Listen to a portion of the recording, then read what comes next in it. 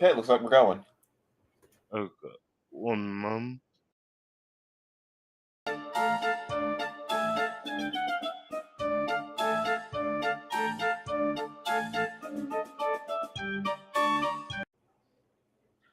Yay, Martinez Motra.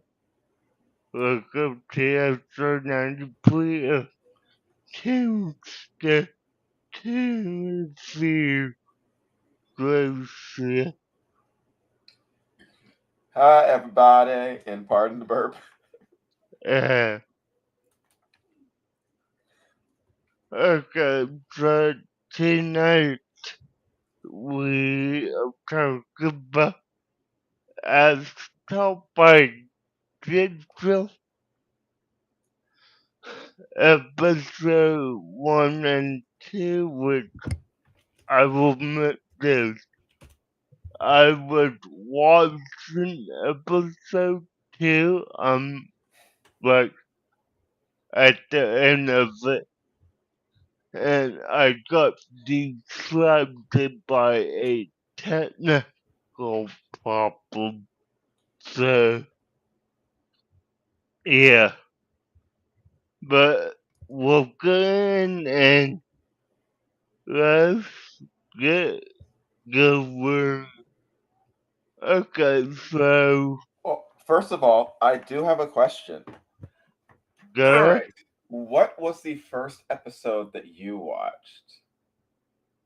Okay, let me double check that. Now, you did that's right. The episode I watched today or just in general? Today. Oh, so you've seen the show before. Yeah, yeah. Okay, because I watched 3 episodes just to be certain. I Okay, watched the pilot episode, The Party, then episode 1, Ginger the Juvie, and episode 2, Carl and Maude. okay, so So I watched episode 0, episode 1, and episode 2. okay, so I watched the entirety of episode 1, and I'm like, I got 90% through everything before I had to take care of a technical issue, so I had to stop at the end of 2. So, Right. But you've watched these before. yeah, no, like I said, I grew up on the set, so, yeah, I mean, okay, so, I mean, okay, let me ask you this. Do you know how some people say, oh, I'm a Nickelodeon kid, I'm a Yeah. Cartoon Network kid? Yeah, I Well, could tell this was one of your formative shows growing up. yeah, I mean, this was one of the shows that I loved to watch as a kid. I mean, it, if I had to describe it for anyone without talking about a specific episode, I would say, as told by Ginger, is a slice of life series that goes about the day to day of Ginger Foley and whole everyday shenanigans with her friends, family, and her rivals. Because, I mean, I'm sure you could tell we're both, well, we're all 0, 1, and 2, that there's definitely a rivalry in the show. All right, if you want to get into that, I'm going to say I didn't quite actually see a rivalry going on in that. At least it didn't come across that way to me. It seemed like Courtney, the blonde girl, it Yeah, seemed like she was a bit jealous of Ginger's life and just wanted to know more about it. That's the way it was coming across. okay. I mean, I could definitely have said that. Because she seemed like obsessed with her. Yes, yeah, but I mean, not now. If we won't go that route, I mean, It didn't even come across as like malicious or anything. yeah, no. Well, no. Now, Courtney's friend seemed a bit, but like Courtney herself didn't seem like she had any Yeah, actual ill will. yeah, no. I mean, Courtney did seem like she was just cool, I'm curious. relaxed, casual with Ginger, but her friend whose name escapes me even though I just watched the show is definitely more of the jealous type. Yeah, she was And afraid that someone was going to like horn in on her relationship. yeah, okay. Um, let's see. And I was surprised. I did not know that this was a Klasky Supo show. Okay, so tell me about that because I, I'm pretty sure you're talking about the company who made it, Yeah, right? the animation team, and Klasky Okay, Supo. yeah, okay, They so did a lot of stuff. They did like the Tracy Ullman show. They helped get Simpsons off the ground. yeah, no, They did Rugrats and like a lot of the early Nicktoons stuff and like the 2000 stuff. They were yeah, involved no, in. I would say they did have a big hand in the early Nickelodeon days. I mean, yeah,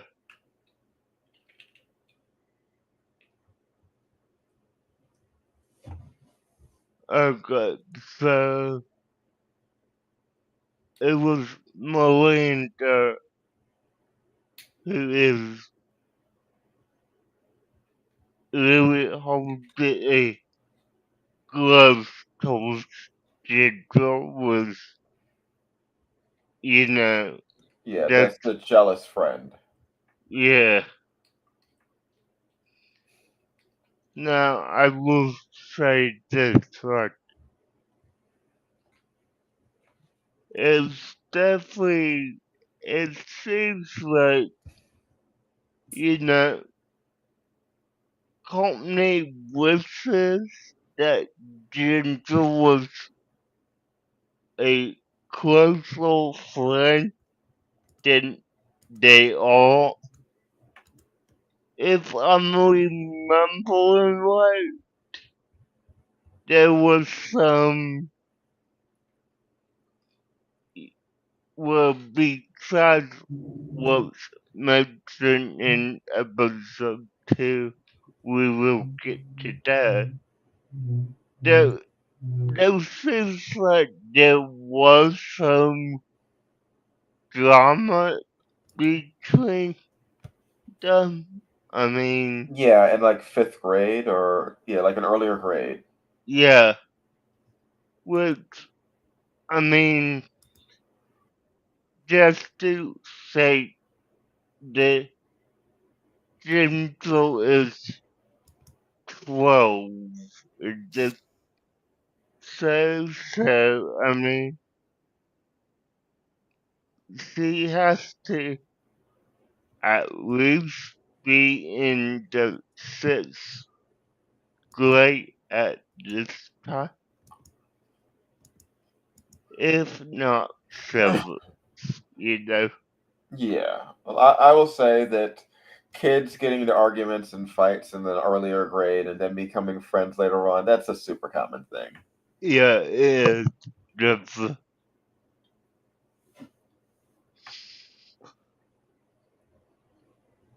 mm. Now,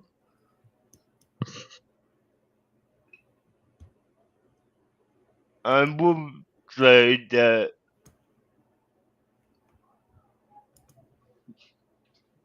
as a whole, the first episode did have two great storylines. I mean, the main one that we follow is, you know, Courtney wants to invite Jimbo to a birthday party, and you know, Melinda's wonder why, but you know, it all goes to Hmm. Courtney wanting to have that friendship, but Melinda, well, let me say that for a bit. Now, let's go ahead and discuss the minor plot line in this show, which is that with Carl, Jose, and I forget Courtney's brother name. I do want to discuss that with you. The Okay. thing about the show and that apparently these two families have to know each other somewhat because like Carl like her brother like Courtney's little brother really wants to hang out with Ginger's little brother, and Yeah. Ginger wants to hang out with Courtney. And it's are they do they live close by? How do they know each other so well? Because the the two younger kids couldn't know each other because they wouldn't be going to school like same classes or anything. And like, how does everybody know each other? I mean, my theory behind that is that uh, Blake is the brother's name, just to put that out there. It's Okay. Blake. But no, my guess is that they were once friends. or at least glue up together somehow. I'm not quite sure. I mean, one thing I would assume, because, and sorry if I'm getting into some low too soon, but you know, gentle calls follow is not around much in the series proper. So, but yeah, I'm not quite sure what the connection is. You're starting Uh, to think. yeah. Okay, well, the two brothers I can confirm all classmates. Oh, okay. So, they're classmates, so they know each other well, and same for Jethro and Courtney, like they attend the same school, so they have at least some awareness of each other. Might not be in the same exact class, but I mean, we all get that. So, Right. yeah. All right. So I guess we should get into like what the actual episode was about. Yeah, okay. So, like I started to say, you know, and the episode name, just to say if we have it, is Gentle Delivery. Again, Coleman wants to invite Gentle to a birthday party. Miranda is hesitant of it, but does it anyway. Wants to set up. She wants to set Gentle up. Let's say that. And how does she do that? Well, Miranda was in the girls' bathroom, tells Ginger, "Oh, I have a great idea for you to get cooking for birthday." And they end up going to the city bank. I'm gonna say that because it's I'm not remembering the actual words they used to describe it, but it I don't know was what the actual place that they live in is called either. I don't think they say it. a, I could probably find that, but yeah, no, just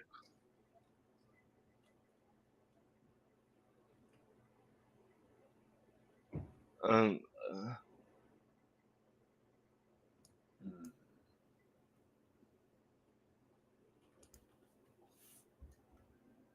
Yeah. Hmm. Are you looking it up?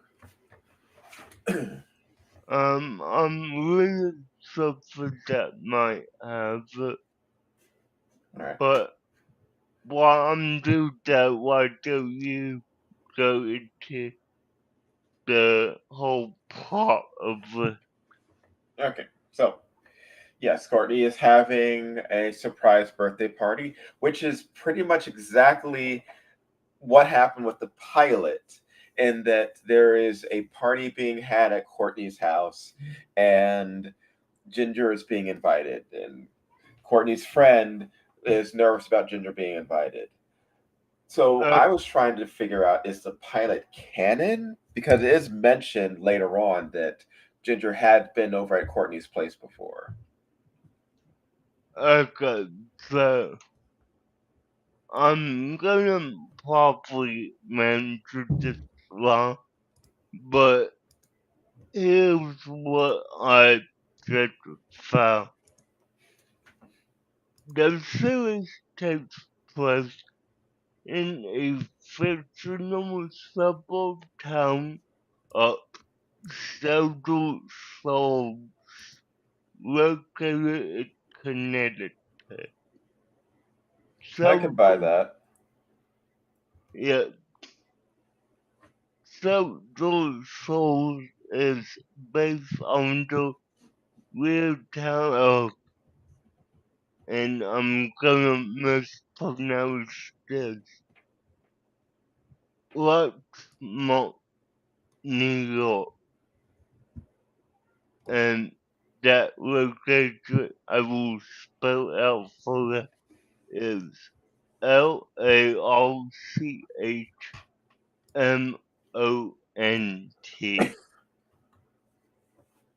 So,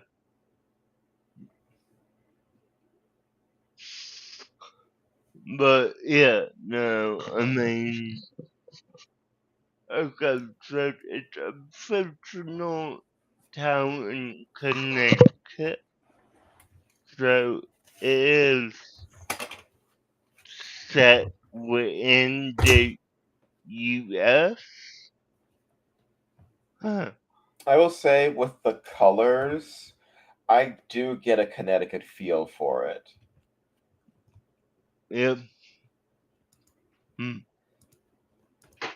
Yeah, it does feel like that whole kind of northeastern type of thing. Hmm. Very fallish. Um, yeah, I can definitely feel that. Nice. Okay, so with the surprise party, Ginger is basically tricked by Courtney's friend Uh, into yeah. trying to get a present and obsessing over it to the point where she ends up trying to steal as getting a present because she can't figure out a good one on her own. Yeah. Now, I would say she's somewhat talked into it by Miranda, Courtney's friend, and honestly, it's something that,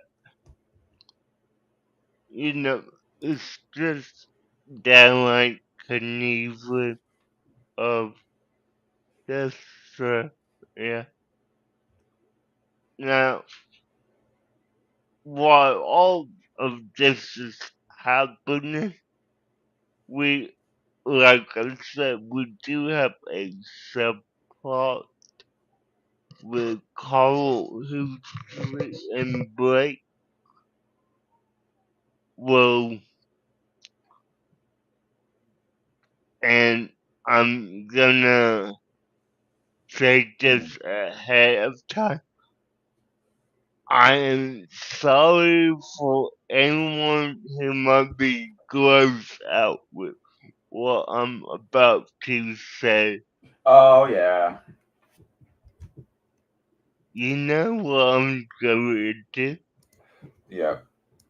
Okay, so Carl and Lucy are obviously best friends, but Blake Courtney sister wants to steal Carl's gold eyeball, which even though it just got to, I never thought I would have to say that particular sentence out loud. Like, a gold eyeball. Uh, but yeah, no, that's Blake's end goal. And, he tries, hey, Jones, to look at it closer.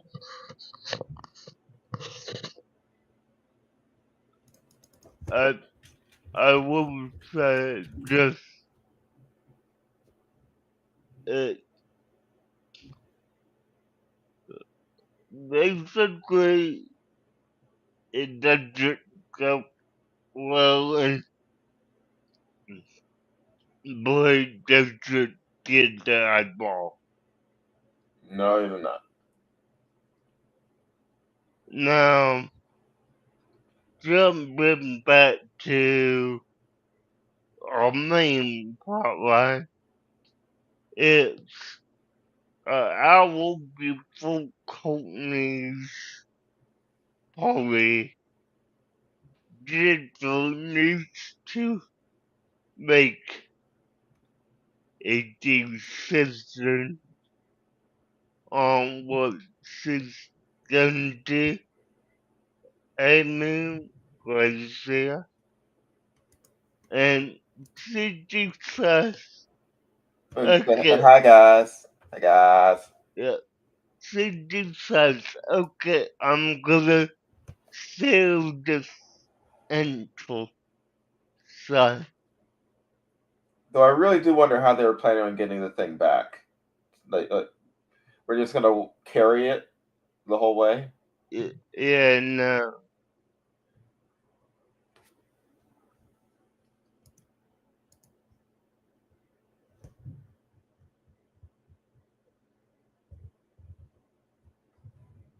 All right, let me take a I, look at something. I mean,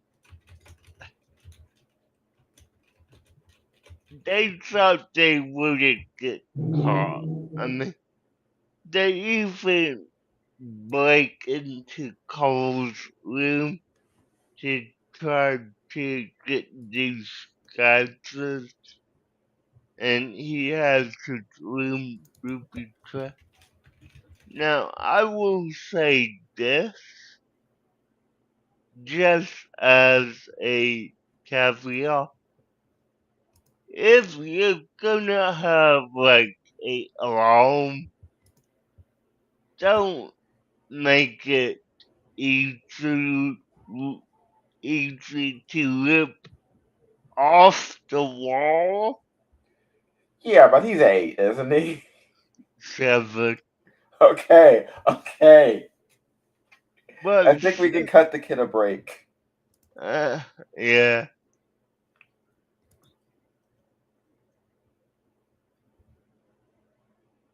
Hmm. I mean, we're talking about a kid who's a mastermind. I'm probably gonna figure out some way to hide the info. I will say it is very, very possible for someone to be very smart and very dumb at the same time. Yeah,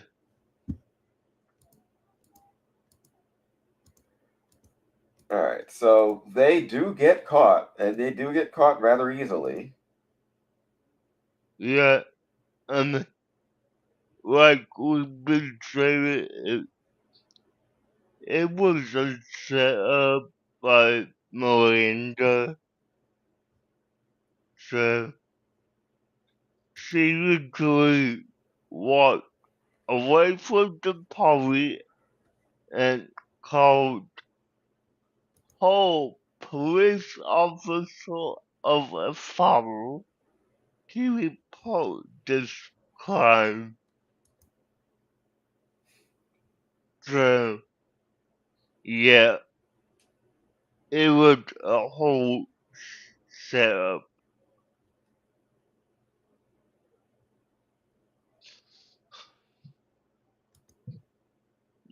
Now, one thing I will say, and it's something that I think everyone would need to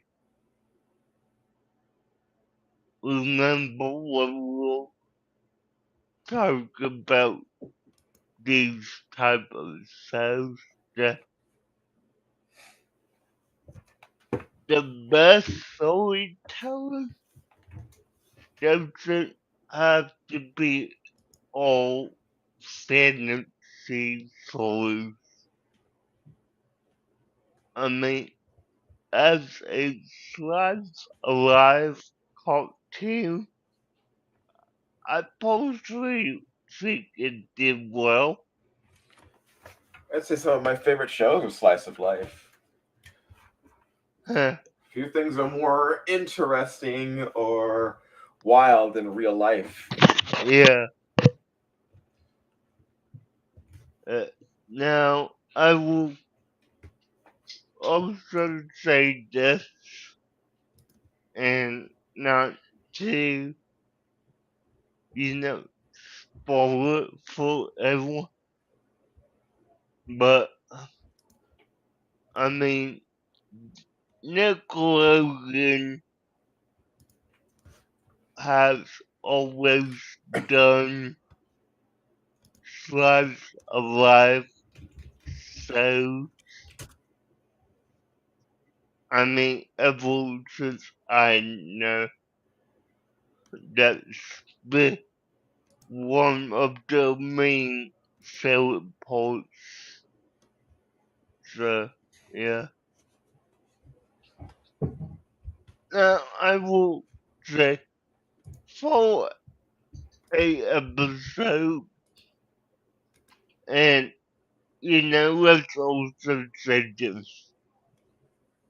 Jimbo did think that she would go to jail, or at least guilty, was she doesn't because, like, she was 200 hours of community service. I don't remember the exact number. Do you Hello, get? Arlene. You're having Hey, a wonderful Ollie. evening.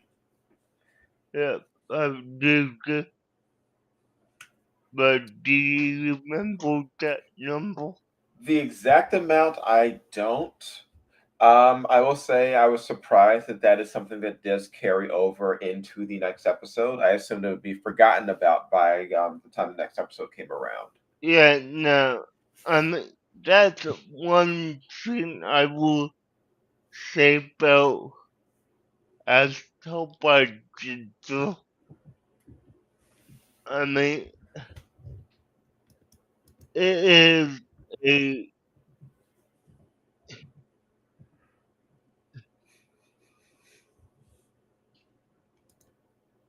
it was a, how do I say it? It's episodic, but it's also serialized, if you know what I'm meaning. Yeah, Yeah, things happen and things are remembered, but it's not every episode leads from one to the next. yeah, yeah, no, I mean, it, yeah,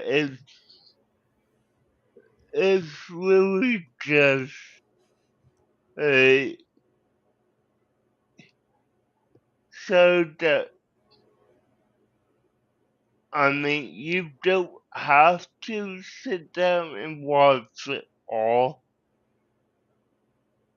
but to understand some callbacks, you might have to watch a few episodes to know what's going on. So yeah,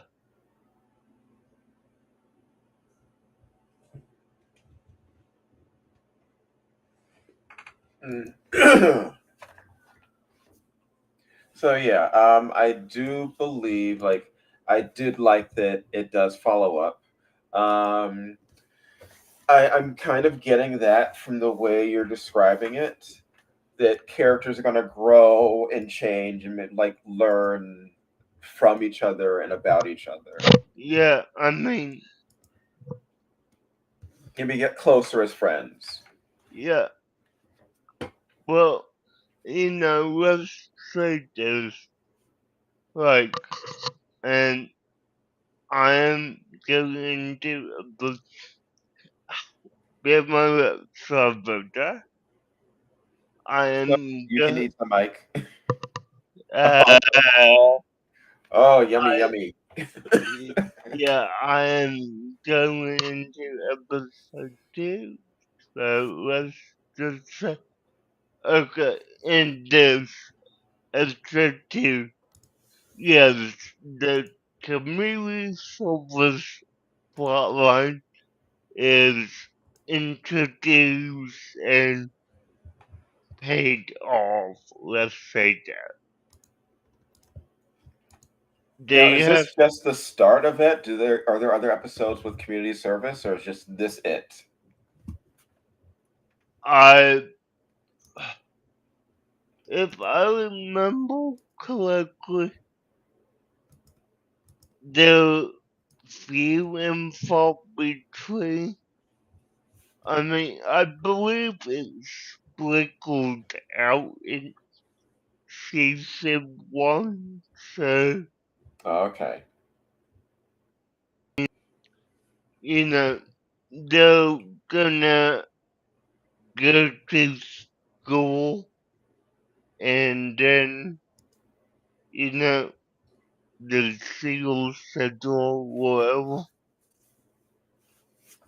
Oh, okay. And looking to see how many episodes are per season, but you keep going. Yeah, I mean, I actually have that Oh, available. it's 20 per season. Yeah, so, okay, yeah. Huh, okay, that's interesting. I need to look at some real quick. Well, not now, actually, because uh, correct me if I'm wrong, Keiko, Sure. but are you saying that the last 6 episodes have come out within the past 8 years? They may Are be we, talking about a movie. no, like,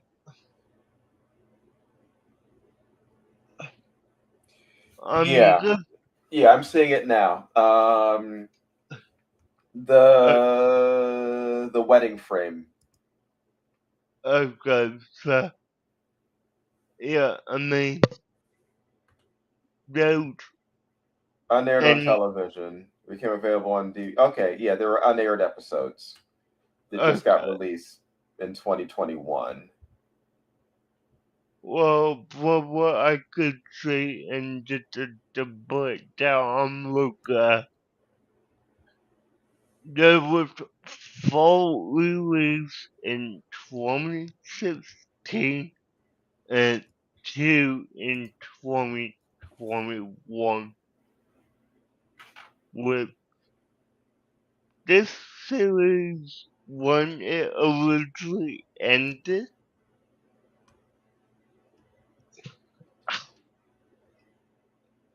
only had 14 episodes in season 3 initially. So, yeah. Okay. Yeah, I'm seeing some on 2016, 2016, and then Then 2021. Yeah, I don't yeah. get the. Episode 11 was the last one of the original run. And then in 2016, they continued it. Okay, yeah, I did not get that myself, but I will have to look at that. Oh, you get a chance to finish a series you watched when you were younger. Nice. Yeah, definitely. Okay, so episode 2, they go see home, and well, before we even get there, I want to mention one thing, and let me know if you saw this schedule. The opening scene when they're walking about. Did you think that they were walking a dog and not a brother? Oh yeah, I fully thought that they were walking a dog. I thought they were walking his dog as actually part of the punishment. Yeah, me too. Like, I thought, they were walking a dog and, you know, it revealed to be Carl, her brother, which,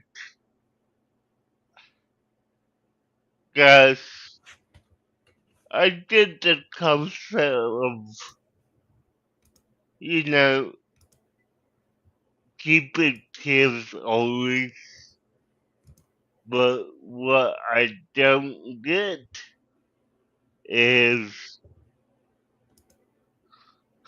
having your 12-year-old walk like that with your 7-year-old. I mean, correct me if I'm wrong, but I wouldn't trust that at all. That's my Yeah, I get you fully on that. yeah, that's my opinion on that, but whatever. Eh, uh, okay, so they did community with Carl, the brother, takes to this elderly, pos- elderly woman who's a principal like him, and let's just say that he falls in love with her. So, yeah, hmm Yeah, so the girls are performing their community service at the old folks' home, and he is yeah, forced to tag along because no one apparently wants to deal with this wild child. yeah. I mean, and I don't know if we said this before, but He was their obsessed with mom, collecting body parts. yeah, their mom is a single parent. Hmm. So, she works and, obviously Digital has to pitch in and babysit every now and then. So, it makes sense why Ginger had him on loose. I just wouldn't have trusted that myself. I mean, Hmm. really.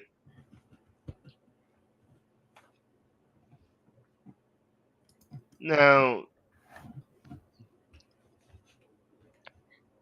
th- I mean, basically, this episode, and I don't know if you were good, Geckles, but this episode did mainly center on Carl's character. It Yeah, was, I was about to say it myself. It seemed like the little brother was the main character of this episode because more yeah, following about his relationship, he was more following about his sort of first crush yeah, on this older woman, his friend being jealous about him hanging out with her. yeah. No, I mean, I like that. I do. Well, if you have other characters, you got to flesh them out, especially like the brother of the main character. Yeah, I I mean, mean, actually, like in the previous episode, it was half about him too. yeah, yeah. It would have about it as well, but I think, and my opinion here, but the first episode was meant to settle on gentle and what she was going through. Well, this is literally meant to center on Coral as for the title is,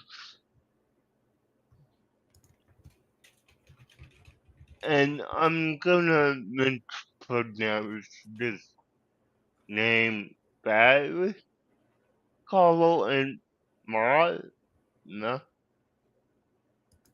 but yeah, I so haven't watched it enough to know the names properly, so go ahead and mispronounce. yeah, no, but I mean, this is definitely a Coral centric episode, but I will say this, and I don't mean to give any spoilers, but we all introduced to Ginger's potential love interest.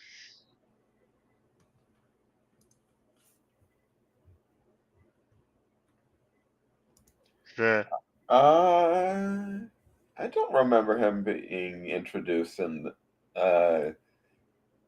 the guy with the headgear. Oh, okay. There's supposed to be a thing. Okay, no, I was unaware. Yeah, no, I mean, I could see it. I could see it. The one boy hanging out with the group. yeah, so That's sort of a that's, usual trope. Yeah. yeah, that's what I'm getting that from. I mean, yeah. Hmm. But, just with that being said, you know, Courtney basically invites herself over for dinner the next night, and Cole invites Mark because he doesn't tell his mom how old she is. Nope. He, he just says, and I quote, "Hey, can I invite my friend over as well?" But yeah, not even questioning who it is. Yeah, No, because that's not something anyone would. yeah, yeah, no, this is where I got distracted with technical problems. So, Google's go take over. Okay, so what happens at this point is that the kid's date comes over, who's this 80 some odd year old woman with dentures, and as well as Courtney coming over. And a dinner is had where Ginger passes the woman off as her grandmother to make it slightly less creepier than what it is. Courtney ends up taking pictures of the house, just finding everything curious and quaint. And like I said, she seems obsessed with the way that Ginger lives. That she wants to sort of like be like her, just like a normal kid. Yeah, All while Courtney's brother and not Courtney, Ginger's brother and his date are being weird at the dinner table, eventually leading to the woman dying at the dinner table. huh, yeah, that And part that of was a bit of a surprise. yeah, it was, Um, After the whole thing is over, after it's found out that yes, woman dies, um, and Courtney does go back, and my suspicions seem to be confirmed that she was just there to like learn about Ginger and try and like understand her. And how, let me look up this kid's name again so I just don't keep calling her Ginger's brother. uh, uh, Carl, Carl, Carl. Okay. yeah, And Carl has left the woman's gallstone. It's mostly resolved that Carl and his friend patched things up,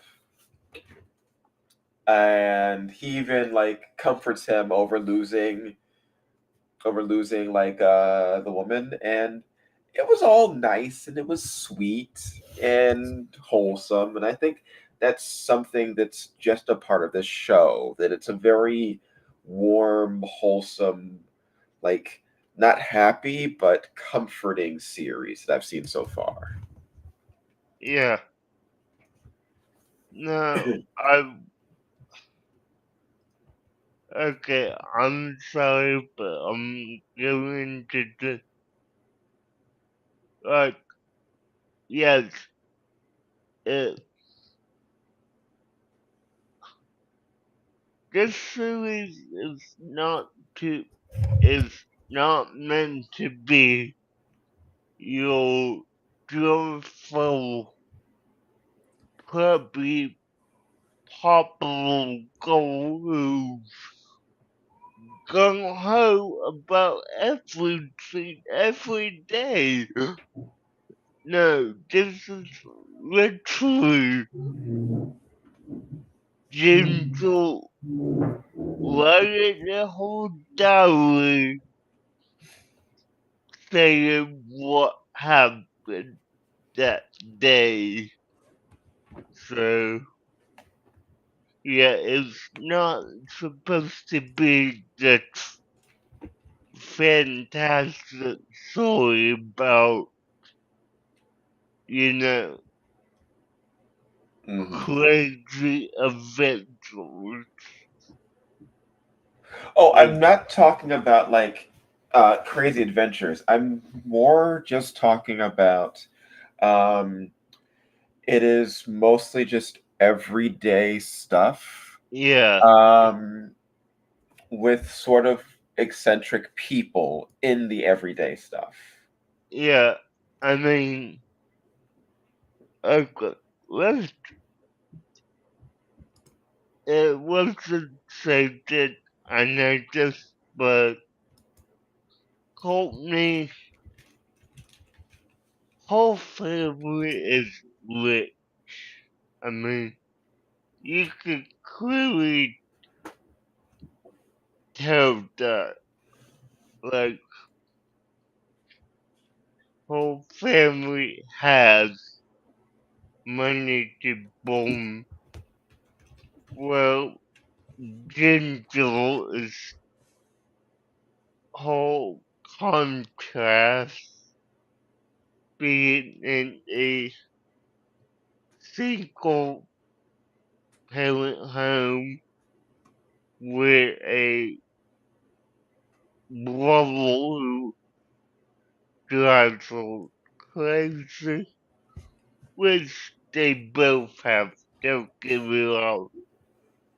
But, I mean, with, with Cole and Ginger, it's more of that, more of that, you know, less cultural class and more of the working class. Well, Hmm. Courtney and Blake are the high society types. So, yeah. But overall, I mean, for, well, let me say this. For episode 1, I give it a solid 8 out of 10 because it was interesting, it had good plotline, and it kept your attention. Yeah, Episode, I'd agree there. yeah, episode 2, um, 6.8 for me, honestly, because again, it did have good plotline.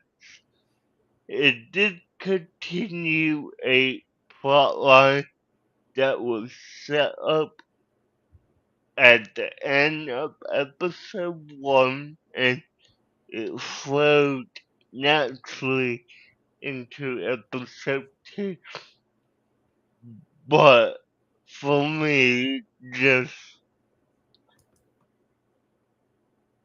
I mean, it lost my interest a cool weight and it did. But, I mean, that's what you get when you're someone who has seen this particular show, you know, 10 times over in the span of 24 years. Hmm. So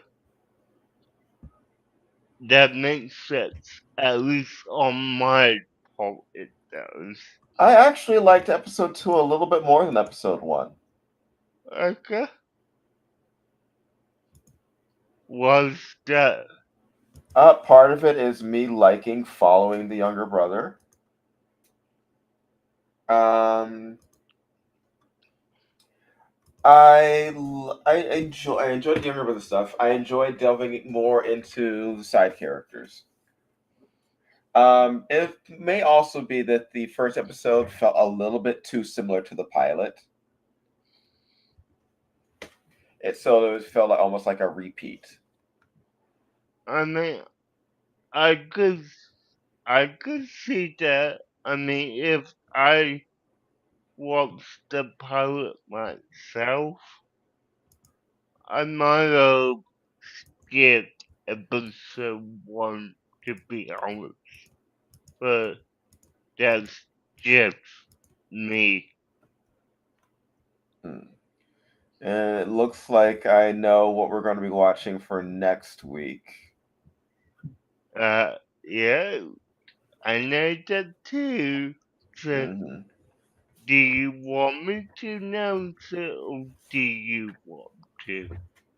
Okay, I can notify everybody. It Okay. appears we are going to be watching Monster Buster Club, something that I have no idea what it is. Never heard of this thing before. Well, let me say this, Folga. Have you ever watched Disney XD? I've seen very little of Disney XD. This was a Disney XD cartoon for a while.